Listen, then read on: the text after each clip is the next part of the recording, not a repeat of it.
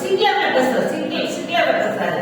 உன்னை உங்களையும் சொல்லல, உன் குடும்பத்தையும் சொல்லல, உன்னை அப்ப உனக்கு ஏதோ விசேஷித்த ஆசீர்வாதங்களை. இதை ஒவ்வொருத்தரும் விசுவாசிங்க. ஒவ்வொருத்தரும் ஆமா எனக்கு விசேஷித்த ஆசீர்வாதம் அந்த வகையால பேசுங்க. கனவுல வர்ற உங்க மைண்ட்ல வர்றத நீங்க ஆசைப்படுறத நீங்க வந்து பேசணும் அப்படின்னு சொல்லி ஆண்டவர் விரும்புகிறாரு. பர்சனல் பிளெஸிங்ஸ் உங்களுக்கு வேண்டாம் வேண்டாம். பர்சனலா உங்க வீட்டுல 5 பிள்ளைங்க இருக்கலாம், உங்க ஊழியத்துல 50 பேர் இருக்கலாம். உங்களுக்கு விசேஷ ஆசீர்வாதம் வேண்டாம் வேண்டாமா? வேணும். அப்பனா நீங்க வந்து விசுவாச அறிக்கை பண்ண முடியாம இயேசுவை போல இந்த ஆண்டு இயேசு போல கற்றுக்கொள்ளணும். என்ன பேசுறாரு? யோவான் 11